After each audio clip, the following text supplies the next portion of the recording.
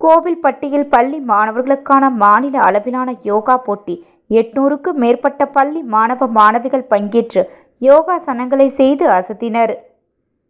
தூத்துக்குடி மாவட்டம் கோவில்பட்டியில் தமிழ் கல்ச்சர் யோகா மற்றும் ஸ்போர்ட்ஸ் ட்ரஸ்ட் சார்பில் மாநில அளவிலான பள்ளி மாணவர்களுக்கான 10வது ஆண்டு யோகா போட்டி சுபா நகரில் உள்ள உண்ணாமலை பொறியியல் கல்லூரியில் வைத்து நடைபெற்றது.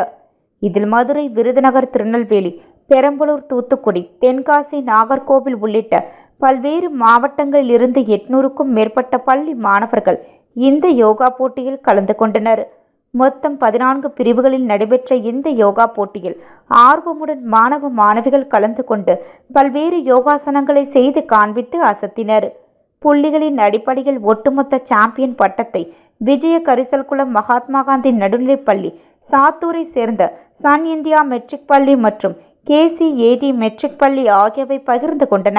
இதனைத் தொடர்ந்து நடைபெற்ற பரிசளிப்பு விழாவில் சிறப்பு விருந்தினராக கோவில்பட்டி DSP ஜெகநாதன் கலந்து கொண்டு ஒவ்வொரு பிரிவிலும் வெற்றி பெற்றவர்களுக்கும் சாம்பியன் பட்டத்தை தட்டி சென்றவர்களுக்கும் பரிசு கோப்பை மற்றும் சான்றிதழ்கள் வழங்கி பாராட்டினார்.